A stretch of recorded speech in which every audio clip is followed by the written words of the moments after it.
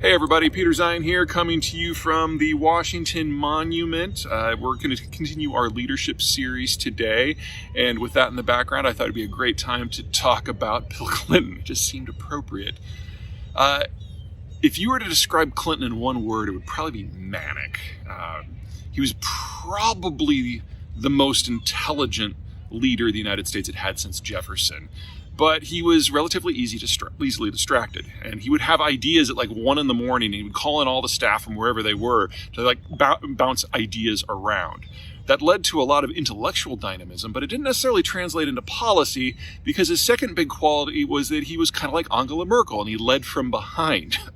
Now with Merkel, when something controversial would pop up, she'd allow someone else to kind of take point, even if they were a political rival. Especially if they were a political rival.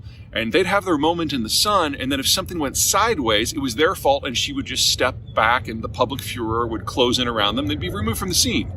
She did this over and over and over in her decade-plus time, and it meant that German policy wasn't particularly dynamic, but it became more and more cohesive as time went on. And for Merkel's terms, they were basically living in a golden age, but they avoided dealing with the really big problems, and that's led to the problems Germany has today. With Bill Clinton, it was somewhat similar, but instead of letting rivals take lead, he basically followed the opinion polls. And since the United States was in an era in the 1990s where we didn't really care about foreign policy, that means foreign policy was almost non-existent. He was smart, so he would kind of cram for the test whenever we had a summit, and he was great in working a room, great in small group settings. He could connect with anyone, even enemies.